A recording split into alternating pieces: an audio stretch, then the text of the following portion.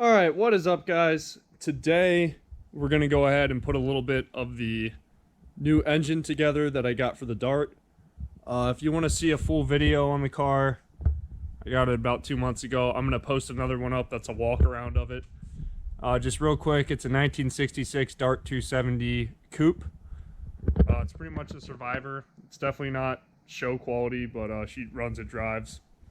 It's a slant 6 car, so it has the Charger 225 under there, which is known for being reliable, but unfortunately it makes about 90 horsepower if the stars are aligned and everything else is going good. So definitely not a car that is going to make a whole lot of power.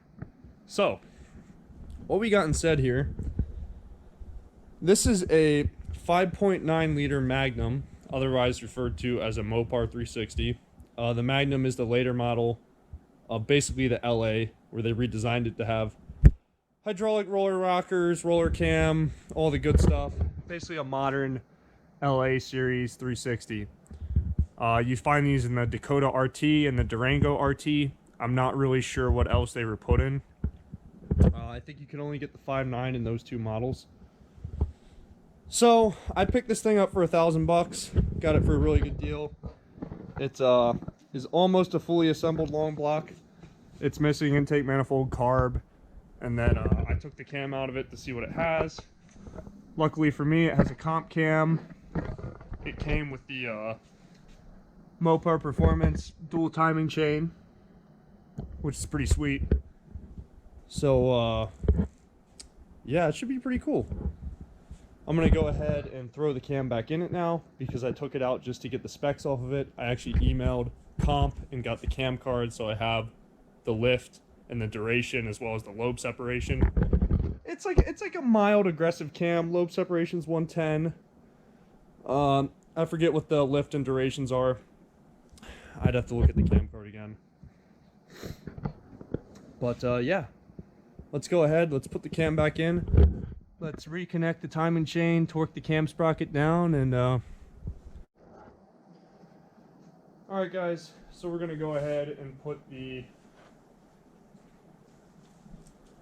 old bumpy boy back in here. I've already put some comp cans assembly lube on it. Granted, this engine was running and driving, so the engine's already oiled. You just don't want to take any chances. I'm gonna play the twist lineup game here.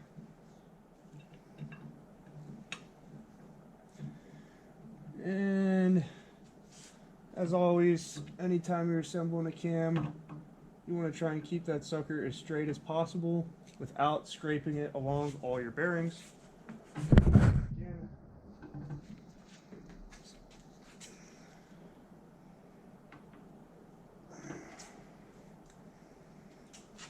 This is the part where, oh, come on, almost there.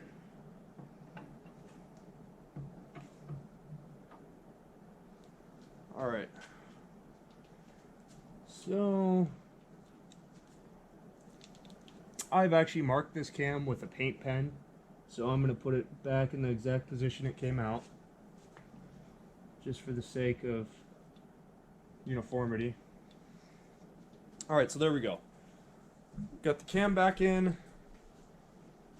We got it lubed up with some comp cans assembly lube. We're going to go ahead, reconnect the cam sprocket, and then we'll get it torqued down.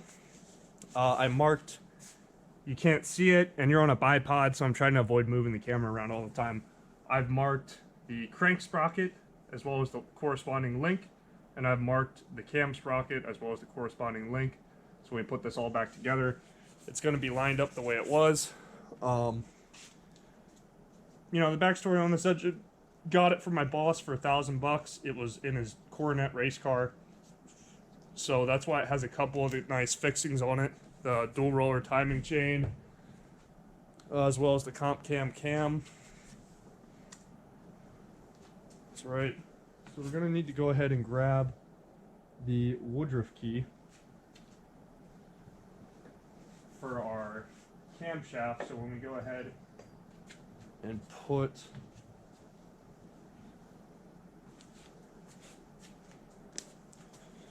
what I'm actually going to do here is to help hold this key in I'm going to go ahead and grab a little bit of cam assembly lube. Go ahead and drop it on the key, just so this doesn't come out on us. There's a little groove on the camshaft that the key slides into, just like that. There we go. Really don't want that key to go anywhere. Otherwise it can fall down into the oil pan and you'll have to take the oil pan off. So that's really something you don't want to do. Fuck. Should have put my table over here so I'm not walking in front of the camera. So then what we're going to do next is we're going to get the cam sprocket put up here, lined up, and we'll go ahead and take the cam sprocket bolt spacer, and I guess this is like a large counterweight or retainer. I'm not exactly sure, but you can see how it fits on there.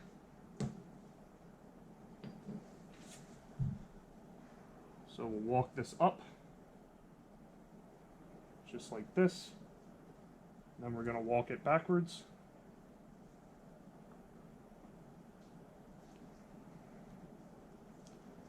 Play the shimmy shimmy game. Shimmy shimmy. Oh. Ha! I just messed up, guys. We got to put the cam retainer and oil slinger on. Oops. Go ahead and pull this back off.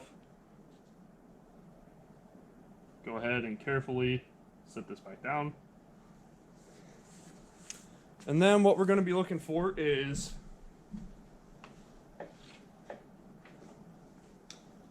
this plate here. You can see this plate is going to sit right here with our bolts.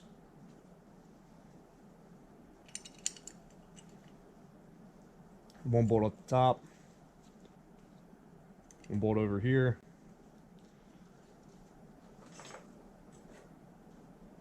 Then we got the oil slinger, which goes just like this down here. Just like that. And go ahead and get some torque specs. And I guess the idea behind this is it takes oil from one of the passages and slings it onto the timing chain. That way your timing chain's always lubricated. I didn't originally know what this was until I did more research and found out this is indeed the slinger to help direct oil onto the timing chain. I'll be back with torque specs, because you bet your ass we're torquing everything down to spec here. Alright guys, we're back with the torque for the cam retainer as well as oil slinger bolts. It is going to be 210 inch-pounds. So we'll go ahead and get these guys torqued down.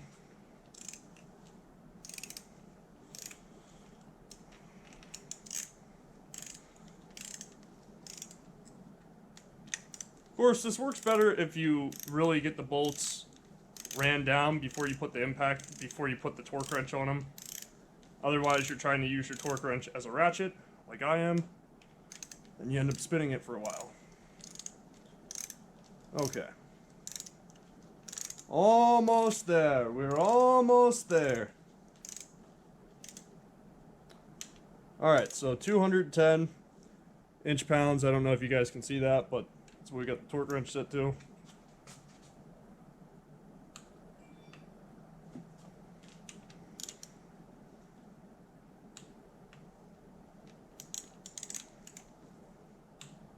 Go ahead and hit it again. Bam. Bam. Alright. Good. Now we're going to go ahead and now we can put the cam sprocket on.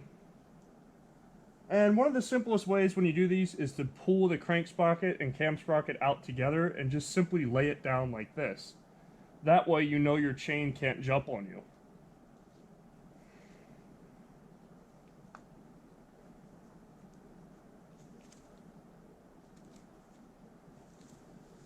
Oh, that key was trying to walk on me. Hang on.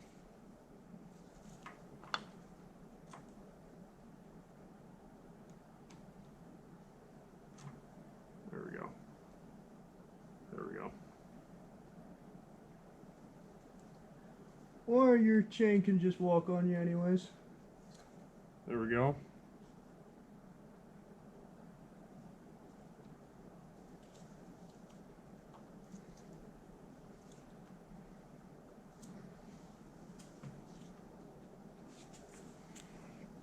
Excellent.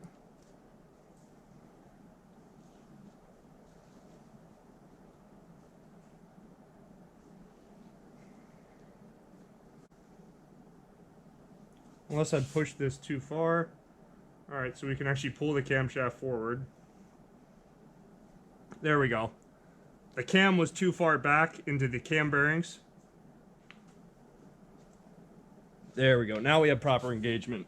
Had to pull the cam forward a little bit. There we go. Now you can see this won't turn on us. Alright. Get this reattached now that we're done with amateur hour. Like I said, guys, this is the first engine I've ever actually put together like this. I am experienced in wrenching and being a technician on airplanes and cars. However, most of the stuff you do is not old school Mopar 360s. So this is a learning experience for all of us. I'm sure some of the Mopar guys will be lighting me up in the comments. Oh, how'd you not know it went like that? I can fucking do this in my sleep. I know you can. Grab a 5/8 socket for the cam bolt.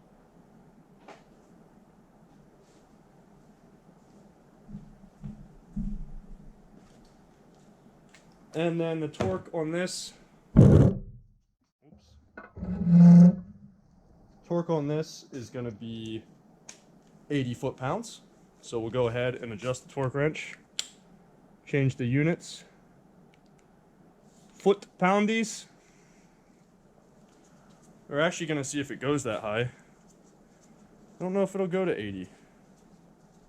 But, you know I want to torque it to 80.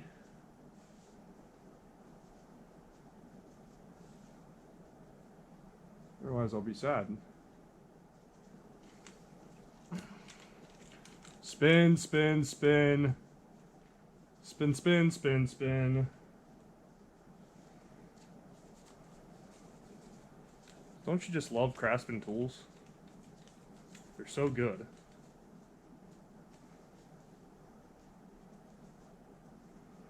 Not sure what max torque on this wrench is.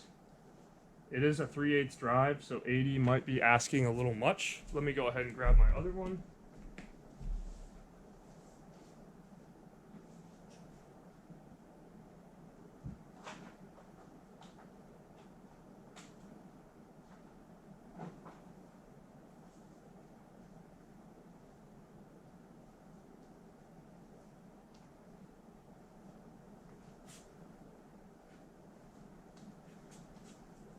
All right.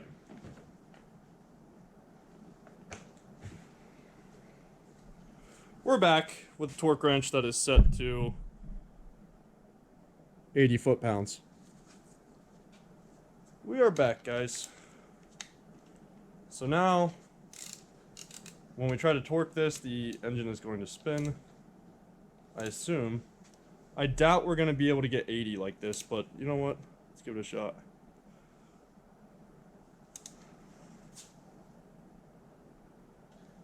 Yep, it's going to turn on us. So, what I have to do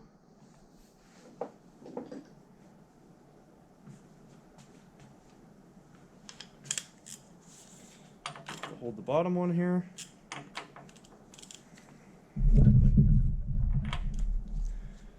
Double operation.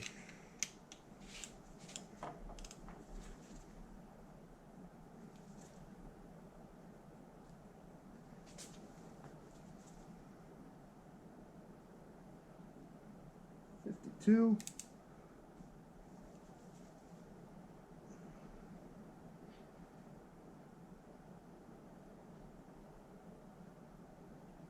$64.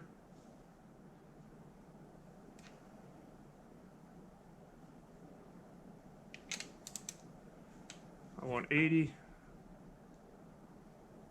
60, 70. I think we reached it there. 77.1. We're going for broke.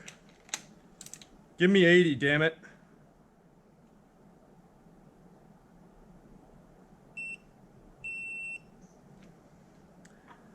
$78.5. We'll take it.